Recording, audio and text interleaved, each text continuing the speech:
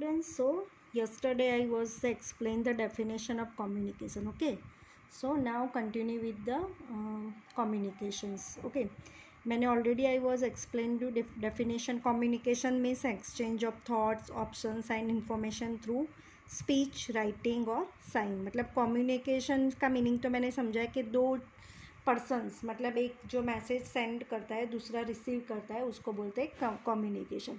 मतलब two person otherwise more than two person होता है तो ही कम्युनिकेशन होता है, अदरवाइज कम्युनिकेशन होता ही नहीं है. ओके, मैंने दोनों चीज़ आई वॉज एक्सप्लेन यू. फिर दूसरा भी मैंने बताया था verbal and non verbal. Okay, verbal का मीनिंग होता है जिसमें वर्ड्स होते हैं, रिटन होता है, ड्राइंग होता है, मतलब किसी भी तरह मतलब वर्बली वो स्पीक आउट करते हैं, उसको बोलते हैं verbally.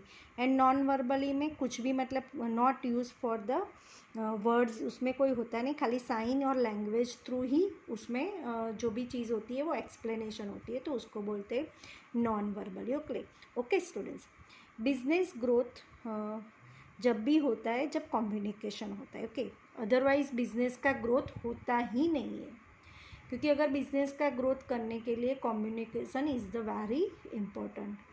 So without communication business होता नहीं. यहाँ पे बताए communication means a process of exchange of information among people regarding knowledge, concept, understanding, emotions, feelings and opinion. Okay, तो यहाँ पे कोई भी आपको कम्युनिकेशंस करनी है, कम्युनिकेशन का मीन्स यहाँ पे जो प्रोसेस बताई गई है, तो यहाँ पे क्या एक्सचेंज करना होता है. एक तो इन्फॉर्मेशन देनी होती है, हम दूसरे को इन्फॉर्मेशन दे सकते हैं among people regarding to knowledge, जिसका हमको नॉलेज होता है रिगार्डिंग टू नॉलेज, उसी के हिसाब से हम उसको इन्फॉर्मेशन देते हैं, उनका कॉन्सेप्ट देखते हैं, एक दूसरे की अंडरस्टैंडिंग देखनी पड़ती है, इमोशंस भी होता है उसके अंदर, फीलिंग्स भी होती है और एक दूसरे का ओपिनियन भी होता है. उसको बोलते हैं communications of means process of exchange of informations among people regarding the knowledge. Okay, Thus, sender selects the proper medium which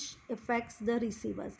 अगर यहाँ पे सेंडर जो सिलेक्ट करता है जो प्रॉपर मीडियम, तो उसकी इफ़ेक्ट रिसीवर को होती है. अगर वो प्रॉपर मीडियम नहीं चूज़ करेगा तो सामने वाले को, मतलब जो रिसीवर्स है उसको इफ़ेक्ट अच्छे से नहीं होगी, तो वो कम्युनिकेशन कहलाया नहीं जाता है.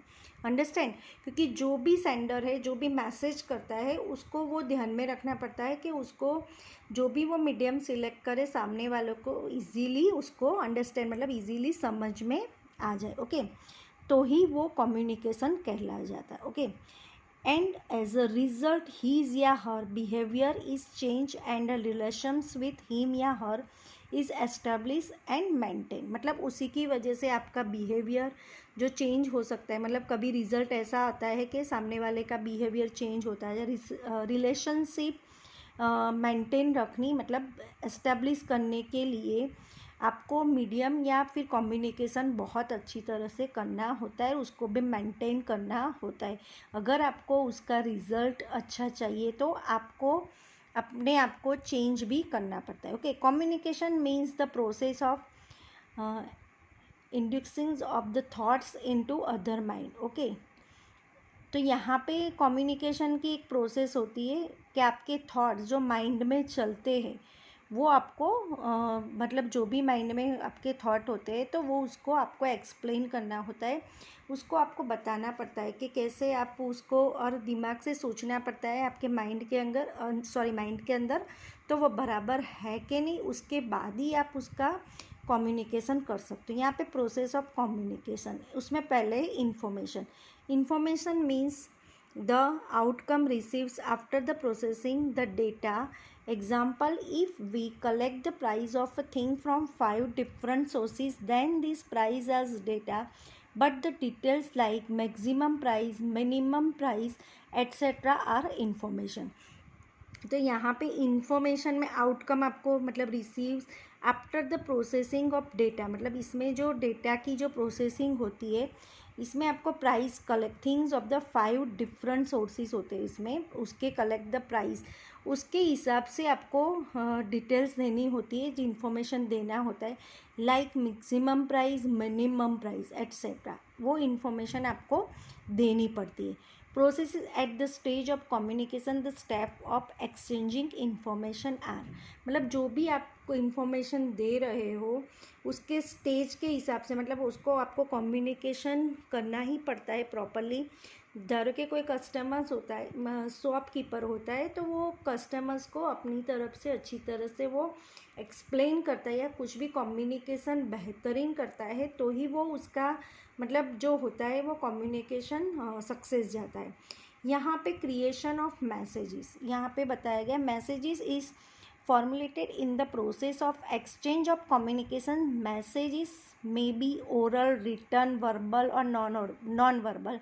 Example, for traveling from Rajkot to Vadodara after 8 p.m. the steps of information processes will be as follow.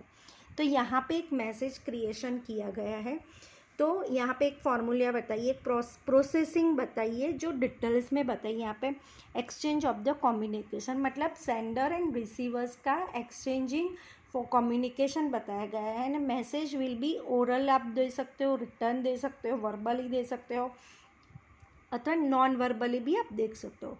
For travelling यहाँ पे राजकोट और वडोदरा की ट्रैवलिंग के बारे में यहाँ पे पूरे स्टेप्स बताए गए।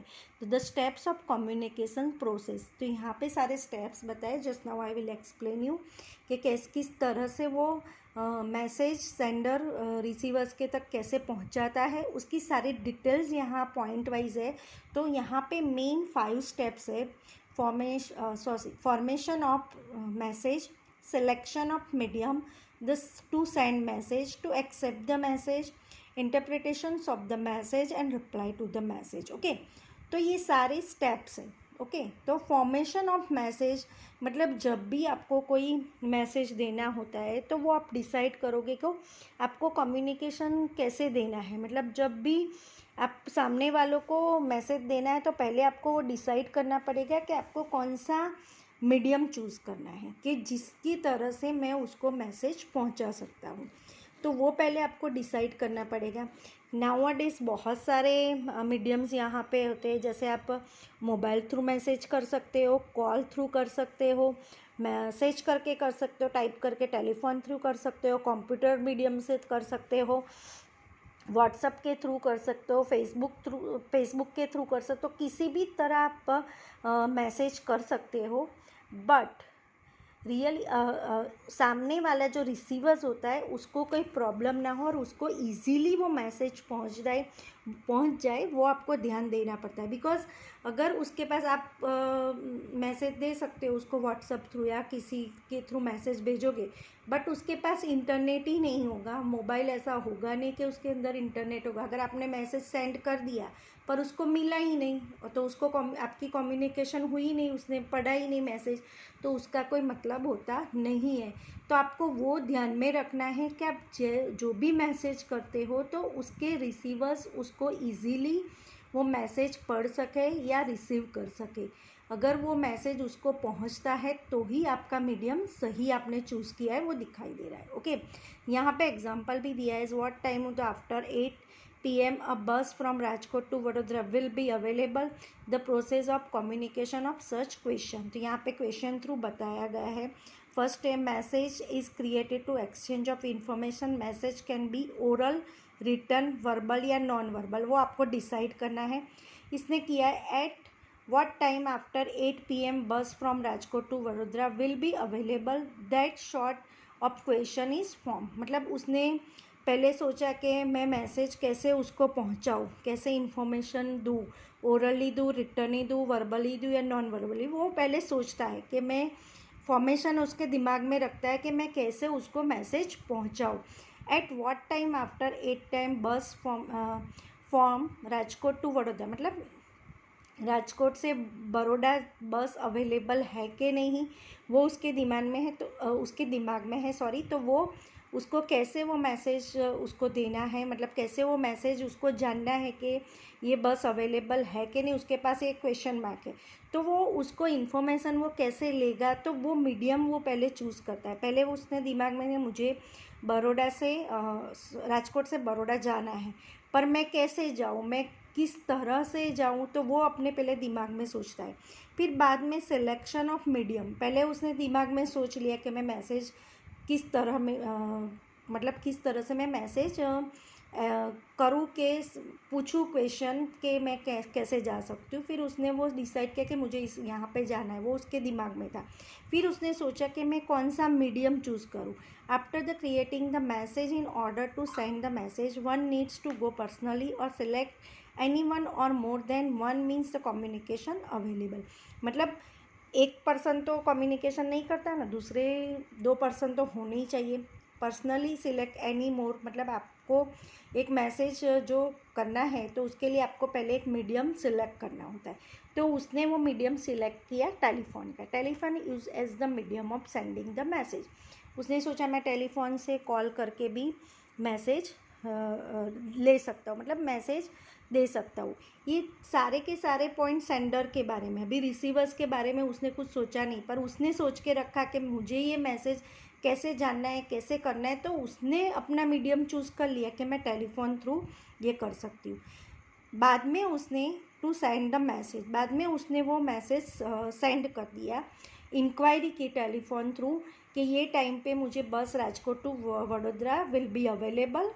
तो उसने इंक्वायरी करने के बाद उसने वो क्वेश्चन कर लिया सामने वाले ने वो मैसेज रिसीव कर लिया। तो यहाँ पे आएगा टू एक्सेप्ट द मैसेज। तो उसने जो मैसेज किया तो the sender send the message and receive accept the message. Message उसको रिसीव की जो जिसको उसको इन्फॉर्मेशन चाहिए थी उसने वो मैसेज उसका रिसीव कर दिया। Using the medium of telephone, उसने टेलीफोन का यूज़ किया, उसने मैसेज रिसीव भी कर दिया। और उसने what time after 8 PM the bus from Rajkot to Vadodara will be available. उसने वापस उसने वो क्वेश्चन किया, उसने मैसेज रिसीव भी कर लिया और उसने जवाब भी दे दिया कि यस कि वो वडोदरा से आफ्टर 8 o'clock के बाद वो बस अवेलेबल है। तो यहाँ पे इंटरप्रिटेशन ऑफ द मैसेज मतलब द सेंडर जो सिलेक्ट करती है, इंटरप्रिटेशन मतलब अंडरस्टैंडिंग ऑफ मैसेज, मतलब जो भी कोई मैसेज है वो सामने वाले को समझ में आना चाहिए, इसीलिए बोलते हैं उसको अंडरस्टैंडिंग ऑफ मैसेज।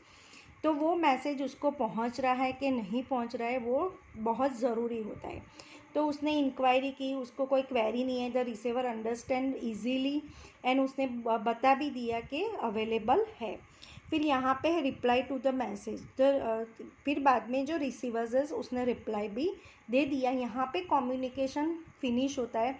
अगर मैसेंजर मतलब जो सेंडर मैसेज करता है और रिसीवर उसका रिप्लाई नहीं देता है तो वहाँ पे कम्युनिकेशन होता नहीं है, यहाँ से वो स्टॉप हो जाता है, मतलब उसको कम्युनिकेशन नहीं हुआ है।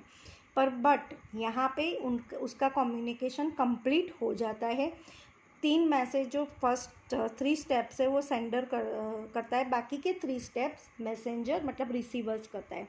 तो वो कॉन्सेप्ट समझ में आ गया होता है। तो बिज़नेस में कम्युनिकेशन बहुत ज़रूरी है, तो ही अगर बिज़नेस चल सकता है, अदरवाइज़ वो बिज़नेस चलेगा नहीं।